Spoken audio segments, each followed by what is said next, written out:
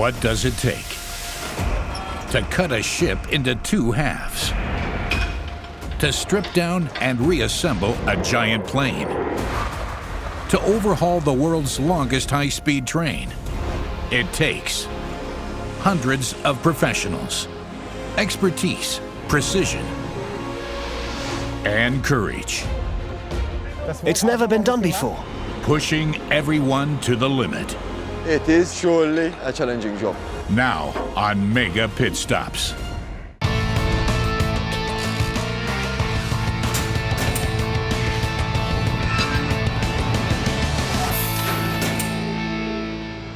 It is one of the most state-of-the-art fighter jets in the world, the Saab JAS-39, known as the Gripen, or in English, Griffon. So what is the Swedish-built jet used for? Pursuit, attack, and reconnaissance. The 35 million euro fighter jet can fly at double the speed of sound and is renowned for its high level of reliability and versatility.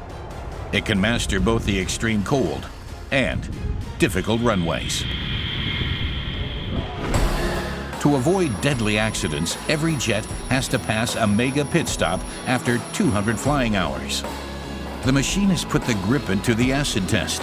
They check the hydraulic system, all moving parts, and the oil, the aircraft's blood. The ejection seat, the pilot's life insurance. The access panel, the skin. The biggest part is the engine check. The turbine is the heart of the Gripen. They also overhaul the weapon system, the fist. All of this in only 8 weeks.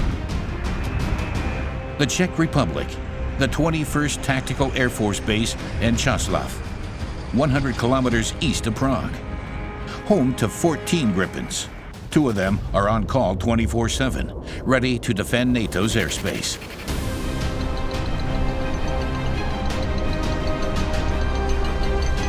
The fighter jet with serial number 39.238 already has 1,800 flying hours under its belt. Time for a major mega pit stop.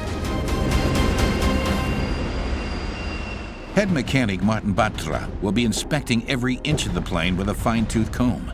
Any fault could put airspace safety at risk. I have been interested in planes ever since I was little. For me, the most fascinating thing is that such heavy machines are able to lift up into the air and fly. And I am in awe of the fact that you can master these planes up there whenever you want. Sadly, I wasn't able to become a pilot myself, as my hearing and sight weren't good enough. That's why I became a mechanic. It's a great job. Nowadays, every aircraft is different. Planes start to age and often reveal problems that we knew nothing about. For us, that's the biggest challenge during this pit stop. Martin's team has to be finished in 40 working days. As well as complete precision, this also means a whole lot of time pressure. His crew starts right away.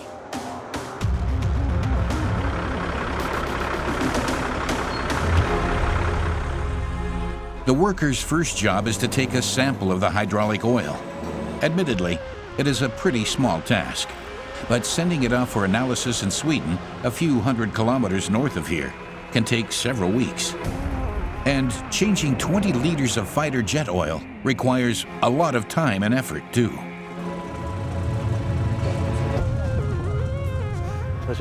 We will start the engine for 30 minutes so that we get all particles to move. We will first take the hydraulic samples, then we'll do the IP gravity spreadsheet.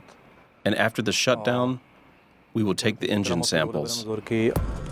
Aircraft mechanic Roman Brazda starts up the plane and moves all of its wings to make sure the oil is distributed as evenly as possible throughout the plane. Then, Martin siphons off the oil. Now, all that's left is to hope that the result is positive, so they don't have to replace the oil. After all, this mission has more important priorities. We have 14 aircraft stationed here. Altogether, they have to fly 2,000 hours in 1 year. A huge challenge we face is keeping the window for maintenance work as small as possible so that the planes can complete their flying hours. That's why we work around the clock. Incidentally, the teams give every fighter jet a nickname, depending on its weakness. The Beast is undergoing a mega pit stop today. Its name comes from the fact that its combustion system keeps developing a life of its own. First things first, it's time to give the Beast a good wash. We're preparing the plane for cleaning. Because we use a high-pressure cleaner, there are places where water could get into the plane. That's why we have to tape up any points that aren't completely leak-proof, including the cabin. Rust is the worst thing that can happen to a plane. Cleaning is about more than just making sure the plane looks nice. It is the only way the team is able to locate any damage to the fighter jet's outer shell. Here is something small. Chipping paint is a reoccurring problem. After all, the planes are a good 14 or 15 years old. As long as we can see the silver layer, then everything is still okay. This protects the pilots from lightning. If the silver layer disappears, there will be problems during a storm. The systems could shut down if a bolt hits the plane. The access panel is a kind of harness to the aircraft. Under the special varnish, there is a rust and lightning protection. The mechanics inspect the access panel precisely. Every single scratch has to be repaired. If they find larger damages, they even replace parts.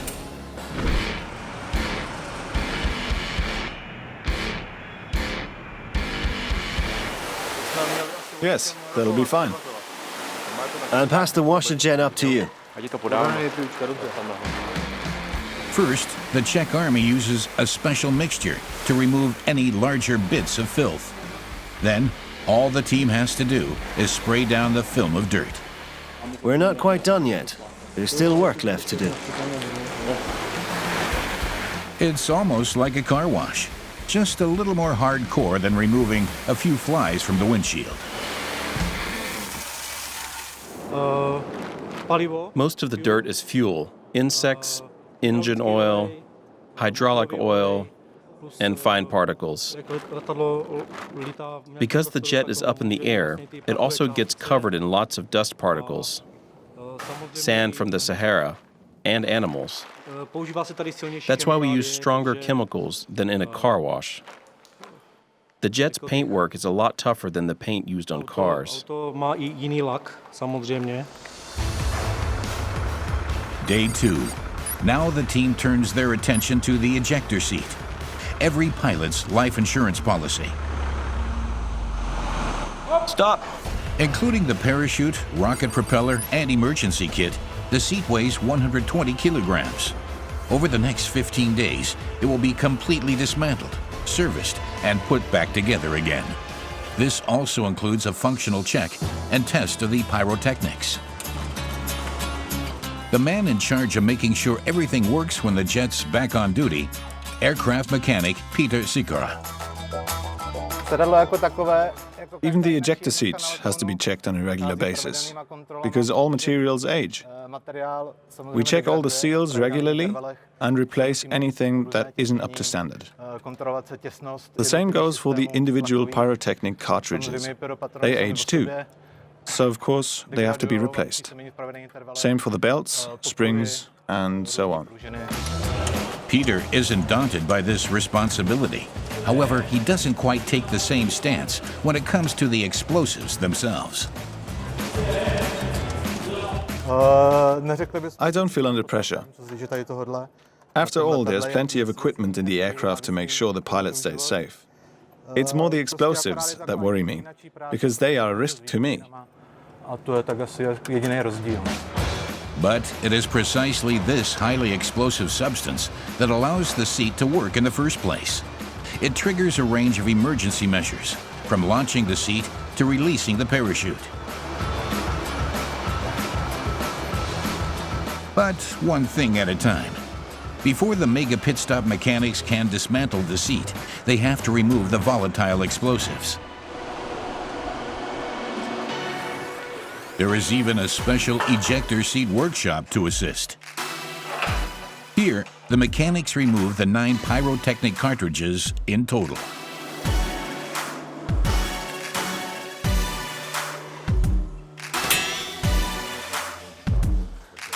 These cartridges hold a total of 3.5 kilos of explosives and accelerate the pilot to 17 times his own body weight in an emergency. So, beware. Day 4 in the mega pit stop. Now it's time to look at the fighter jet's power source. The mechanics start screening the turbines, and that's no easy task. Including the afterburners. The engine can produce thrust of over 80 kilonewton. An Airbus A380, which weighs more than 80 times as much, achieves just 4 times this force. The turbine is the heart of the Gripen. Little scratches can have severe consequences. If the engine collapses, the aircraft is crashing down. In case there are damages invisible to the naked eye, the mechanics inspect everything precisely with the stethoscope. If they discover one mistake, the whole engine has to be replaced. The time has come for Roman Barsta. Wearing a special anti-static suit, he climbs inside the fighter jet's inner chamber.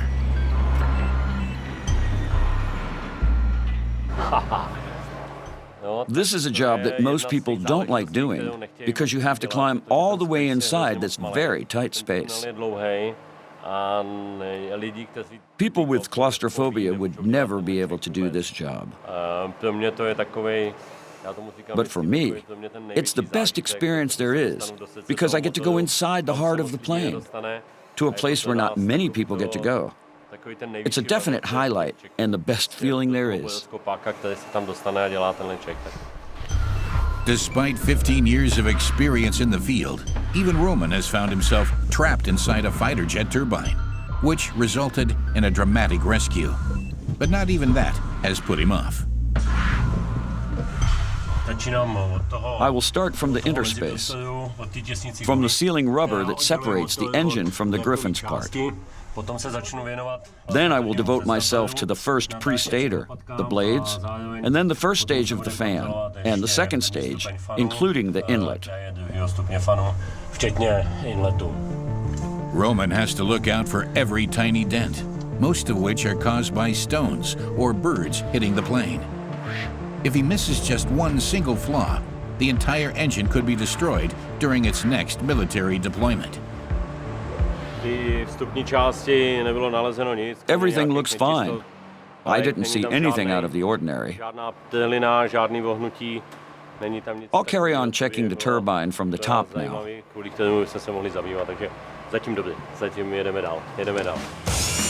At the same time, head mechanic Martin and his team are removing the fighter jet's outer shell and looking for further damage. Here I've spotted something. This dark patch is just anti-rust agent. There's still enough there so it's fine. We only need to add a new layer when it gets too dry. The waterproofing here? No, it's fine. This involves undoing thousands of screws, each of which has its own precise location. The solution is as smart as it is simple. Every screw on the plane has its own position. Not always every bolt is the same, so to prevent the confusion of the bolts and possible damage to the aircraft, we have prepared such a Czech invention. It consists of these cartons. Each carton is marked with the number of holes and by the direction of the flight. The bolts go in exactly by this order. So now, I'll try to find the right kit. There are cables or turbine components behind every drilled hole. This means that the engineers have to adjust the length of every screw accordingly. Just one mistake would almost inevitably destroy the electronics too. The level of damage caused could quickly reach the 6-figure range. Roman uses an endoscope to check the turbine's inner workings. There are only a few people on the airfield able to perform this test, and that is precisely the problem. You need to have special training to do it, but you also need a certain flair and the right way of looking at things. We simply have to find everything. We're talking about very small parts here, which is why we need all the intuition and experience. Roman has to take a break every 90 minutes to make sure he has enough concentration to hopefully uncover every problem, like now. I can see some second-degree damage. It looks like a small dent from a stone. Later on, I'll compare the damage with the table to see how deep and wide it is. I'll take some photos now before I assess the damage. Only then can I see how bad it really is. And whether damage like this will cause the plane to crash in the near future. The consequences sound pretty dramatic. A full engine replacement, performed lovingly by hand. I am more an old-fashioned guy. It took a long time to get used to these computers. All my life, I have only been working with engines. So the Griffon is my life, all my life. After the cold zone of the turbine, Roman now turns his attention to the combustion chamber. This is where the kerosene is ignited, generating the maximum thrust needed in equally heated situations during combat. We're slowly working towards the most critical point. Now, I really have to concentrate to make sure I don't miss any faults. After all, we are in the combustion chamber here.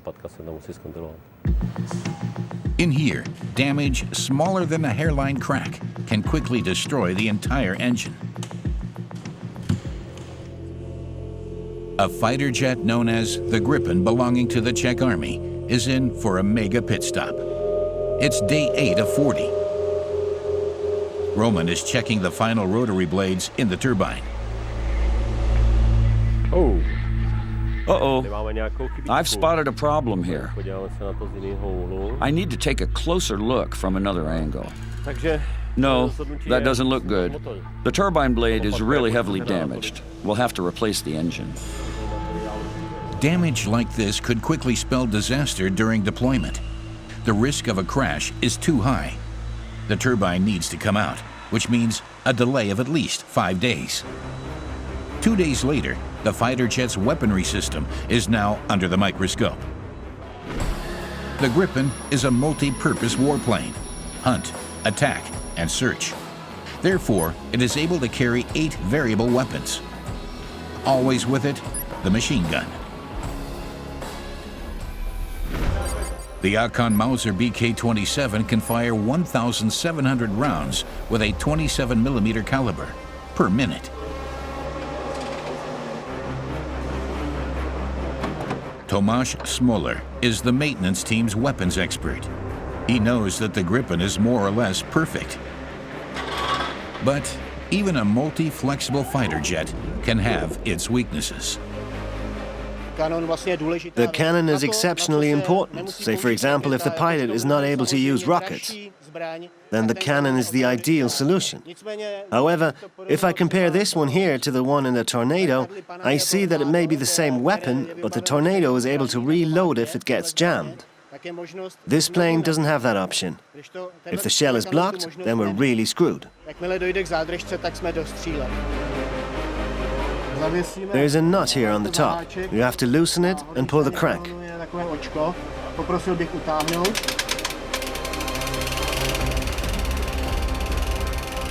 Tomasz tests the Gripen's cannon again and again, after every deployment in fact. In times of peace, he still checks it at least once a year. Oil the barrel outside and inside, then we'll carry on.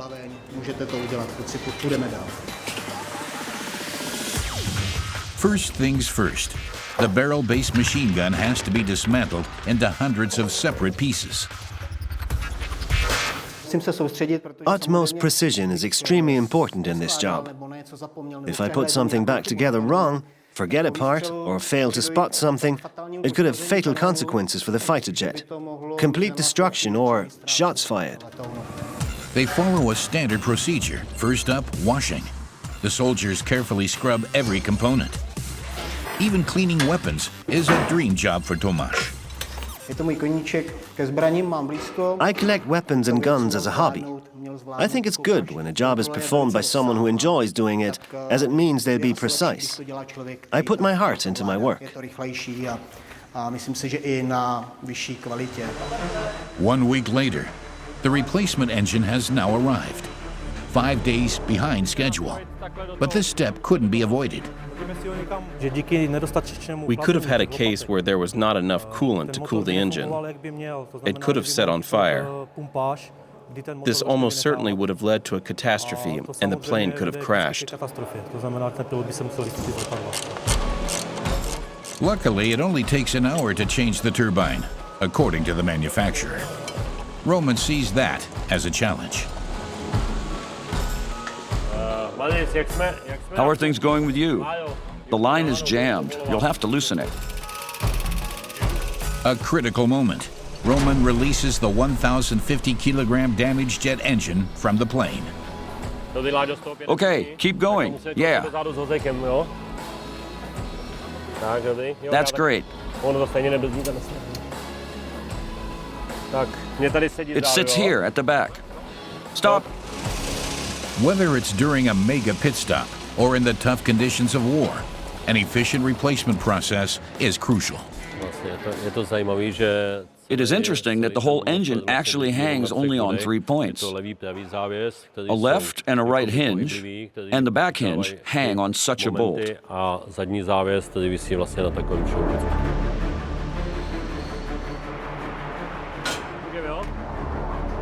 Can we? So we go. Can I go on? Here we hang on something. Yeah, wait here. You must go to the middle, lift the pad on the bolt and forward. Good? So we can now.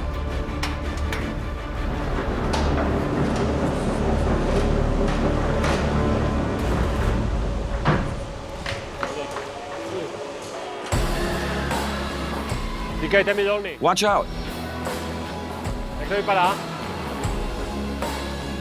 Now lift it. We don't have any room for errors here. I need to be really careful now. Even the tiniest thing could have major consequences. A broken pipe, a damaged bracket, it could all be disastrous. Yes, keep going. Just like that. Engine expert Roman is still making good time, and he seems pretty happy. So it's in. We had a good day today. If the holes move, you can't fit the pins in. And then you have to fiddle around a lot. Half an hour down, half an hour back up. It took us an hour, as promised.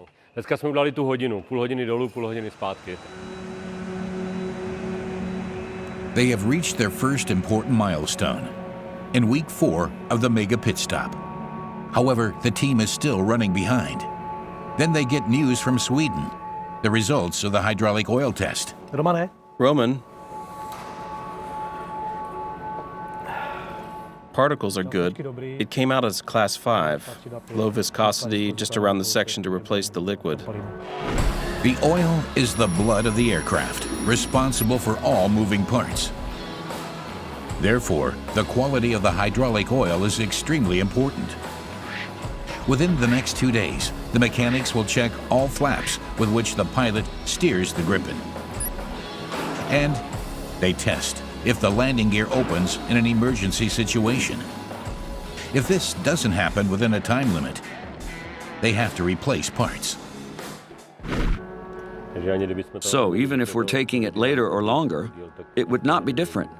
Well, that means that we will print an API gravity report. We will look at it and send an API, and then, hopefully, we will finish.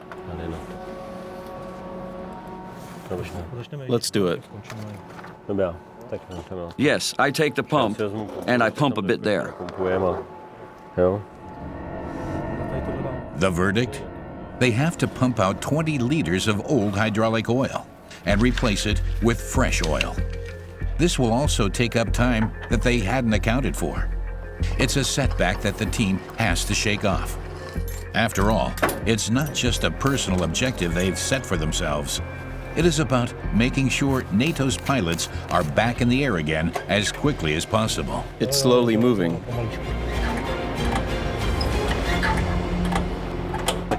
Because of the purity of the fluid, it is very important to use this fluid in a closed circuit. After each use, it is necessary to rinse the tube in order to pass it over the filter, which will clean it continuously and keep the fluid in good condition. The team starts the test with fresh hydraulic oil. The plane isn't allowed to run here in the hangar, so a generator is used to produce the pressure needed by pumping additional oil into the lines. Good? Yes, good. I set it to 28.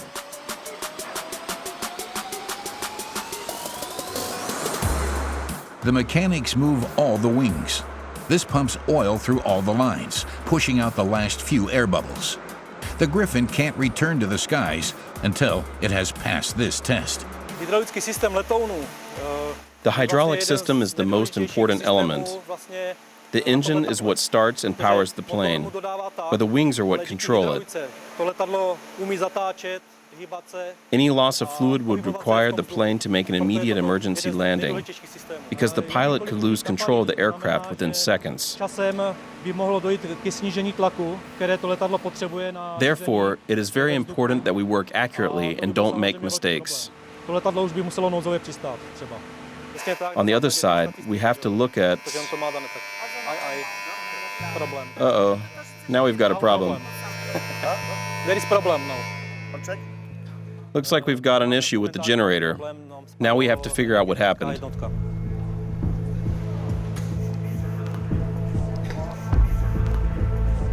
Martin and his team have to suspend testing until the generator stops its strike, and that means more valuable time down the drain.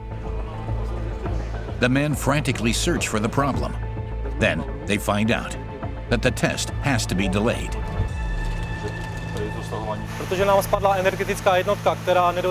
We can't proceed. We have to wait for our generator to shut down. At over 30 degrees Celsius, the air here in the hangar was too hot. We have to wait until it's more stable. Then we can continue working.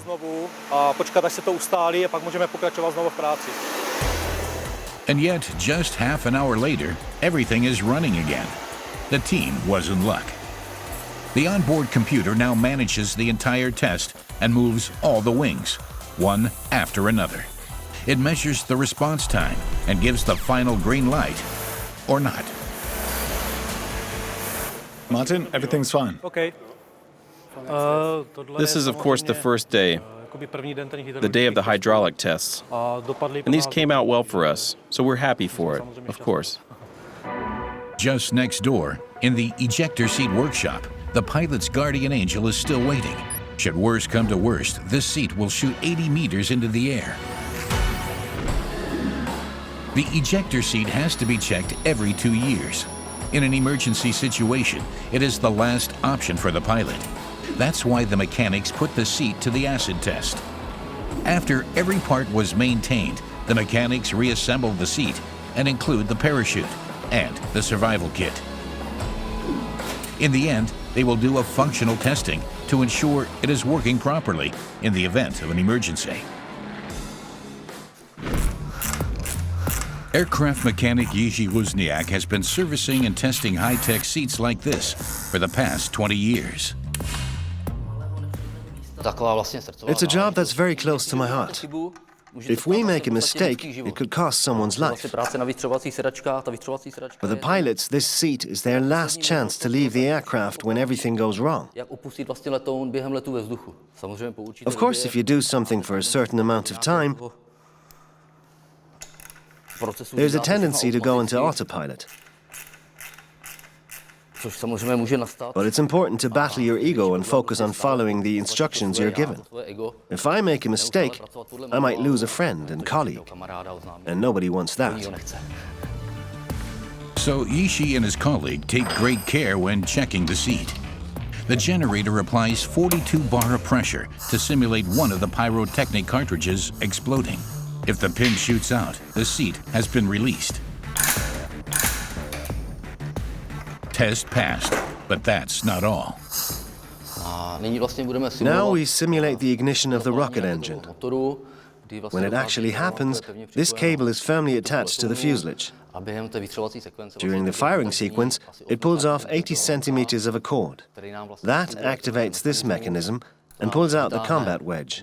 This activates the pyro cartridges.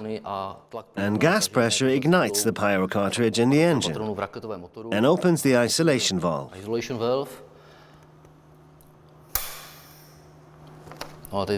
This is where the opposite side actually released the gas pressure.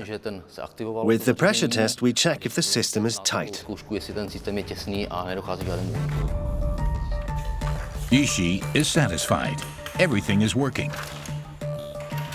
The seatbelts also tighten and secure the pilot should worse come to worst. We can release the pressure.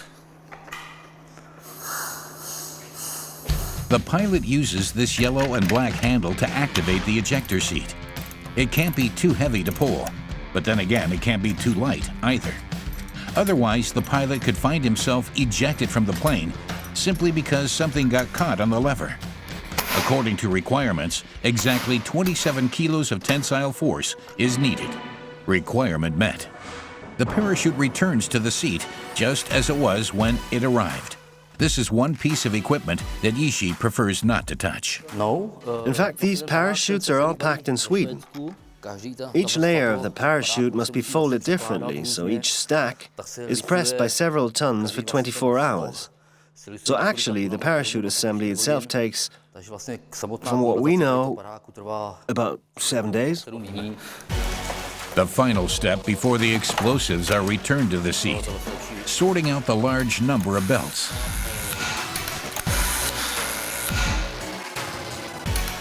Not a problem for a pro like Yishi. Unlike the 3.5 kilogram explosive charge that now has to go back into the seat. The 9 pyrotechnic cartridges require Yishi's full concentration.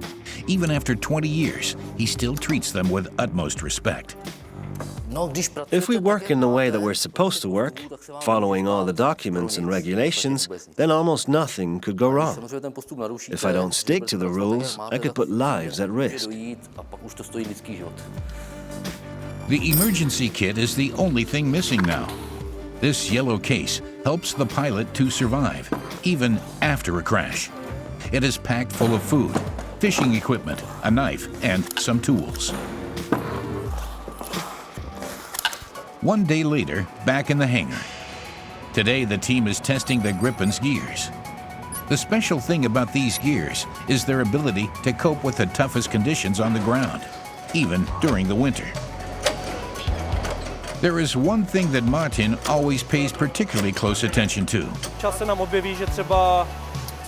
There could be problems if the landing gear does not lower at the right time.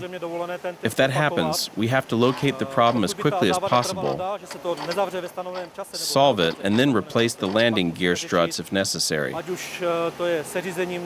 That would be another delay.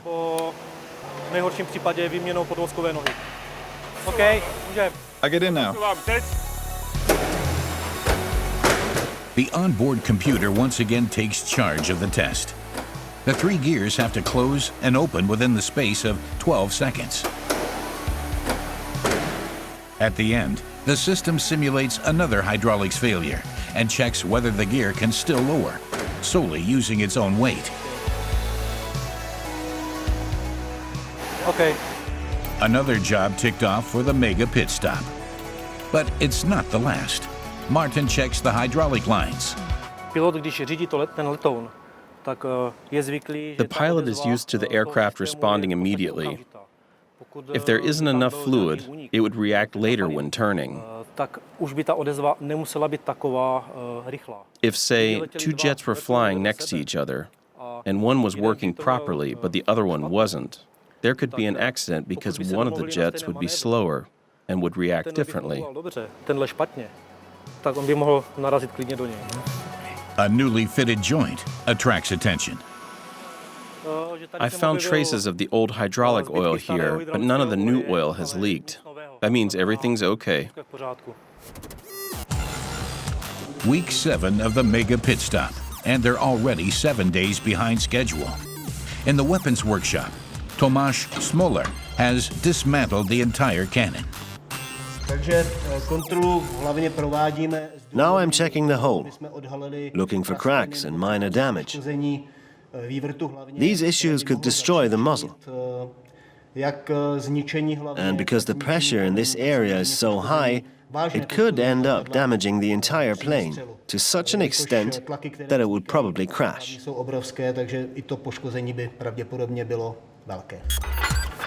A huge responsibility. Tomáš hasn't found anything this time, but he has to be 100% sure when he signs off the cannon as fault-free. Maintenance errors are out of the question. They're just not an option. Small mistakes can cause serious problems, which can actually even culminate into the loss of the aircraft. That's why the specialist tests the weapon one last time before returning it to the Gripen. First, he performs a mechanical check to make sure nothing is obstructing the shell casing.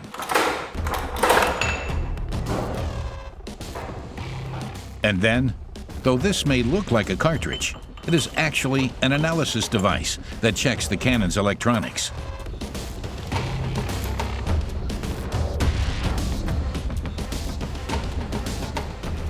Good. We've done that.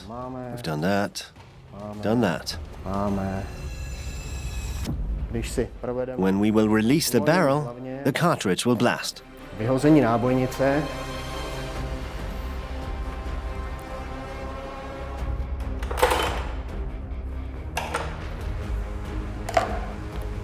By simulating the blast, the machine would signal any kind of problems we might have. But this cannon is functioning well. Tomáš makes his decision. The cannon can go back in.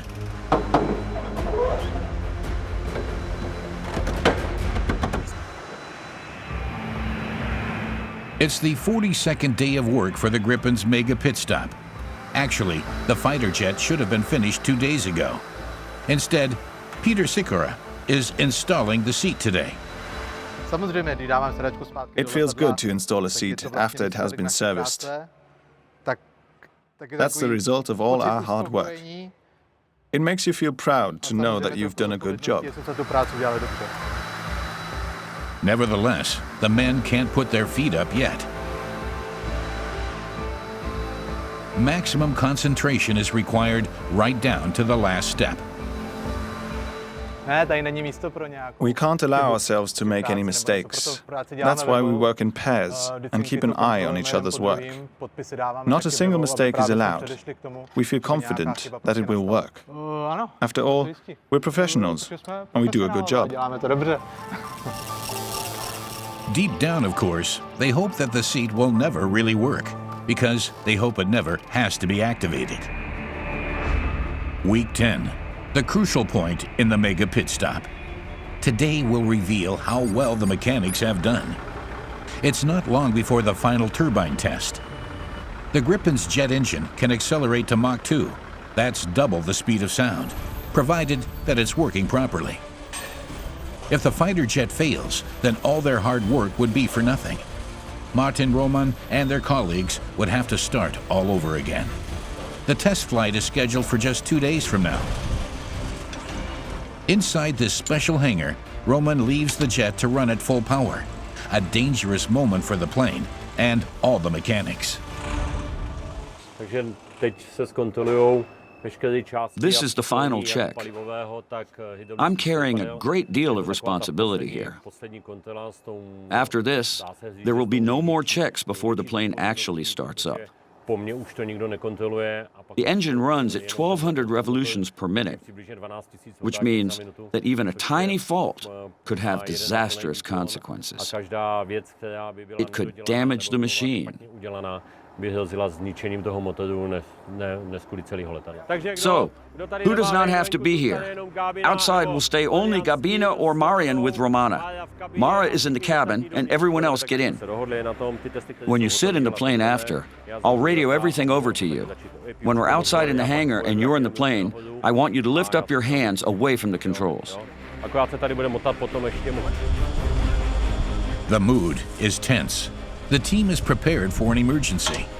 The mechanic in the plane is wearing a fireproof suit. In an emergency, the team can use the crane to quickly rescue him from the cockpit. In this safety zone, 10 centimeters of armored glass separate Roman from the aircraft. He controls the test from here. We're preparing for the 4. 4 is prepared. It is very dangerous now. Anything can happen to the engine. It could set on fire at any time. People are at risk, and they have to protect themselves at all times. This plane is a 5th-generation model. It's made from CFC, a very light material. There is a risk of very loud noises and strong vibrations. The team runs through various emergency situations that could happen in the air. The engine follows along, using different settings and speeds, raising and lowering the thrust.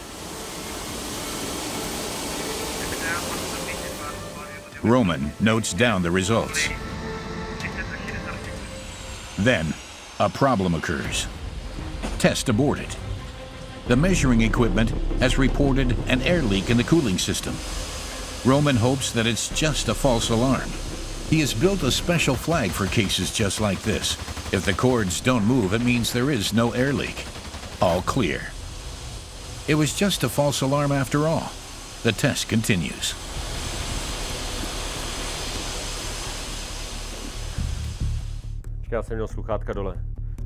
Now the mechanic in the cockpit has to hit full throttle and ignite the afterburners. It doesn't get more powerful than this. A heavy load for humans and the aircraft. These tests are quite demanding because the technicians will get into that plane only twice a year.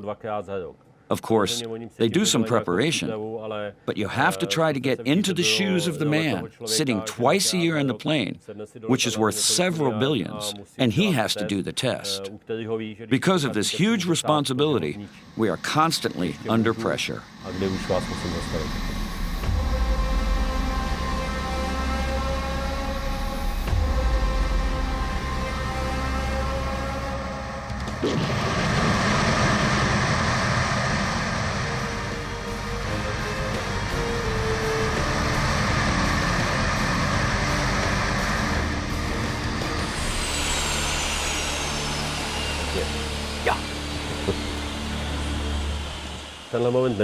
I cannot be 100% sure that everything is all right because I have not seen the data yet.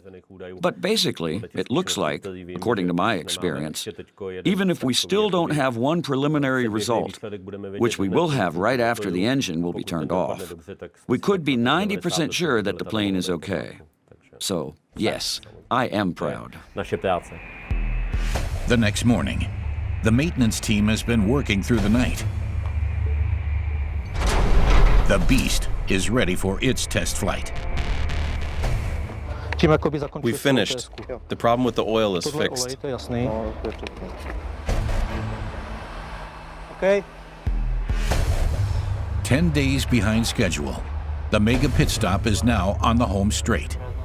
4 major milestones have cost the team a great deal of patience, hard work, concentration, and sweat. In the space of 50 days, the team has replaced and tested the hydraulic oil and engine. The weapons and ejector seat have been removed and serviced. Everything is done. Well, almost everything. We are always happy when a job is finished and are already looking forward to the next one. However, the aircraft still needs to be tested. We're not sure how well it will do. If it's a success, then you'll see us all cheering and celebrating. Test pilot Mikal Danek, radio handle Marco. Hey, I'll quickly explain everything we've done.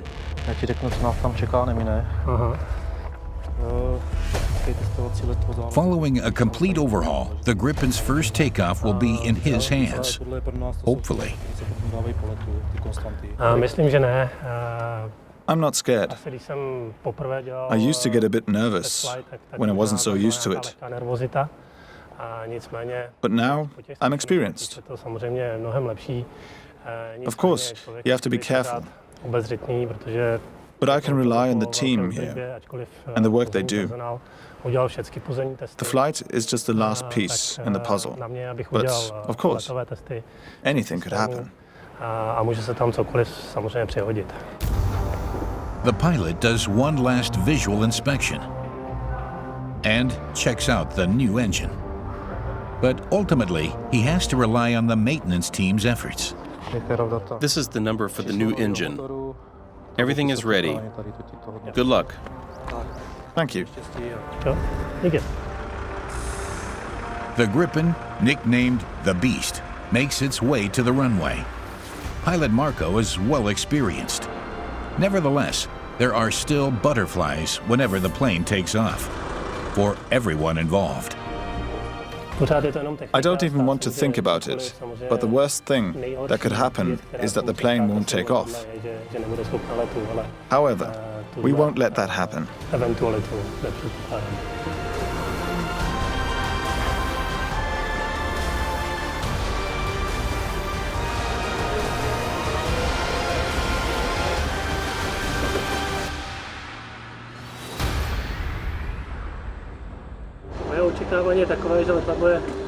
I'm expecting the plane to be ready to fly and everything to run smoothly.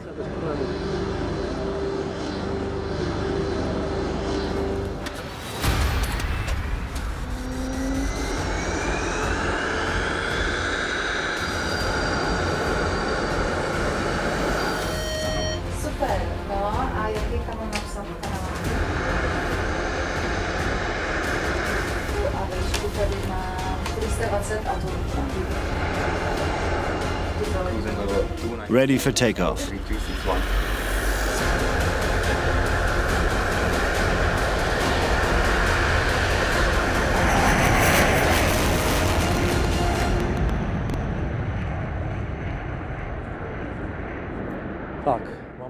It's taking off. We're hoping he'll arrive back safely, but it'll be fine. We're happy when the plane is in the air. That shows that we've done our job properly. It's our bread and butter. 50 days of work, 11 mechanics, over 50 repairs, both large and small. Martin and his team dismantled the ejector seat, jet turbines, and revolver cannon, and put them all back together again. This was no easy mega pit stop. The Beast is ready to return to duty.